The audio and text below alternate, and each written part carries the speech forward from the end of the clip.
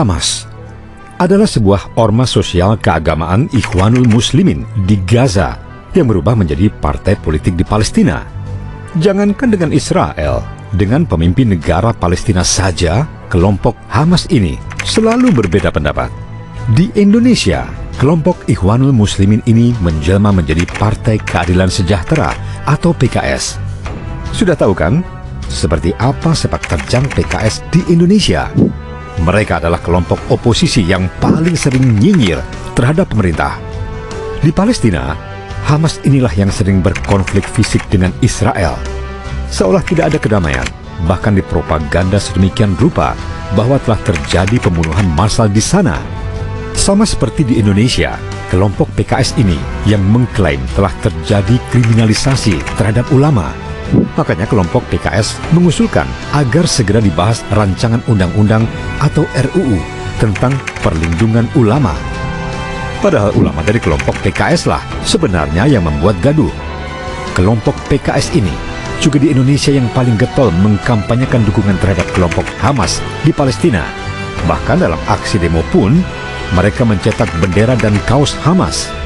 Ada hal yang membuat tidak simpati masyarakat terhadap persoalan ini, yaitu para pencari dana atau donasi untuk dukungan Palestina di Indonesia, yang didominasi orang-orang dari kelompok organisasi sosial dan keagamaan seperti ACT, HTI, Ikhwanul Muslimin, FPI, dan lain-lain, termasuk organisasi politik seperti PKS.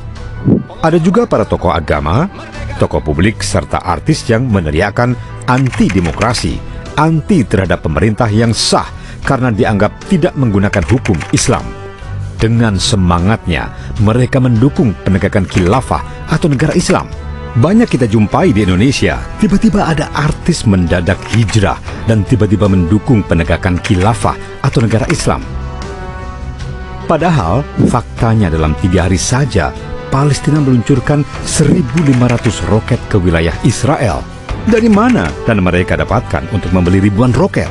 Khawatirnya, penggalangan donasi untuk kelompok Hamas di Palestina justru digunakan untuk pembelian senjata yang justru akan memperburuk situasi, bukan digunakan untuk bantuan sosial.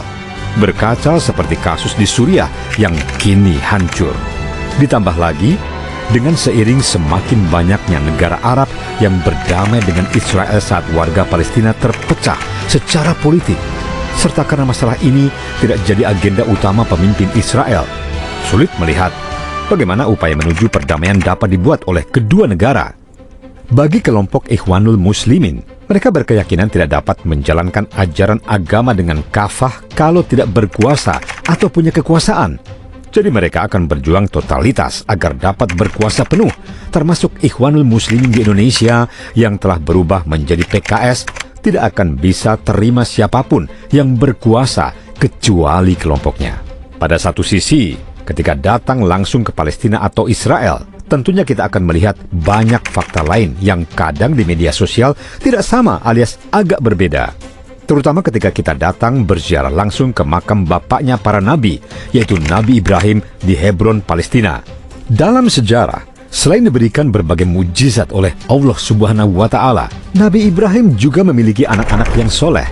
Nabi Ibrahim memiliki 2 anak, yakni Nabi Ismail dan Nabi Ishak dari 2 istrinya yang bernama Siti Hajar dan Siti Sarah.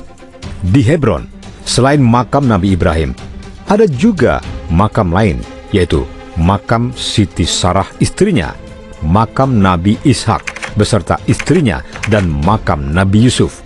Diketahui bahwa Nabi Ibrahim mempunyai 2 istri, yaitu Siti Hajar di Mekah yang melahirkan Nabi Ismail, dan Siti Sarah melahirkan Nabi Ishak dan Nabi Yakub di Palestina. Karena Nabi Ismail di Mekah, makanya bangsa Arab rata-rata adalah generasi Nabi Ismail yang menganut ajaran Islam. Kalau di Palestina, ada Yahuda dari keturunan Nabi Ishak dan Nabi Yakub yang sekarang menjadi kelompok ajaran Yahudi. Jadi, Yahuda atau ajaran Yahudi juga garis keturunan dari Nabi Ibrahim, tapi dari Nabi Yakub dan Nabi Ishak. Dari keturunan Nabi Ishak dan Nabi Yakub yang memeluk ajaran selain Yahudi hanya Nabi Yusuf dan Benjamin, sedangkan Yahuda sampai sekarang menjadi pemeluk ajaran Yahudi. Makanya, menurut sejarah Palestina dan Yerusalem, bagi orang Yahudi secara legitimasi, agama memang adalah bumi Yahudi. Makanya orang-orang Arab kalau disuruh mengusir orang-orang Yahudi dari Palestina tidak begitu respons. Hal ini karena dalam sejarah Islam, akhirnya sampai sekarang seolah menjadi masalah agama dan politik, termasuk pada zaman perpecahan pada tahun 1964 hingga 1966. Jadi, sebetulnya memang dari dulu sudah menjadi masalah agama, sebab orang Yahudi meyakini bahwa Palestina adalah bumi yang dijanjikan milik mereka. Makanya, atas nama kitab suci mereka berjuang mati-matian mempertahankan sampai sekarang ini. Makanya wajar bila sampai pun PBB tidak bisa mendamaikan konflik Palestina dan Israel, karena itu keyakinan kitab suci mereka masing-masing. Orang Yahudi yang hidupnya di luar negara Israel, seperti di Irlandia, Inggris, dan Amerika, itu orang kaya-kaya. Tapi mereka lebih senang tinggal di negara Israel karena dianggap bumi suci walaupun tidak pernah damai. Makanya, PBB menawarkan supaya Yerusalem menjadi kota bersama, kota internasional. Tapi kata orang Palestina, apa artinya merdeka tanpa Yerusalem? Orang Islam di Palestina juga mempunyai keyakinan bahwa Baitul Maqdis di Yerusalem. Jadi, percuma saja mereka merdeka tanpa Yerusalem, sebab umat Islam meyakini bahwa Nabi Muhammad pernah melaksanakan sholat di Yerusalem sebelum Mi'raj, termasuk Masjid Al-Aqsa adalah merupakan kiblat pertama umat Islam di dunia. Sedangkan berdasarkan keyakinan bagi umat Yahudi, Yerusalem itu adalah milik kakek nenek mereka. Jadi sebenarnya kalau melihat lebih dalam bahwa orang Islam dan orang Yahudi itu sebenarnya bersaudara. Jadi kalau ada saudara-saudara sekakek atau senenek, kalau tidak akur dan tidak cocok, ya wajar. Sekarang aja banyak yang begitu. Jadi itu sunnatullah. Lucunya adalah persoalan Palestina dan Israel digoreng sedemikian rupa dengan menyudutkan salah satu pihak demi provokasi untuk kepentingan tertentu.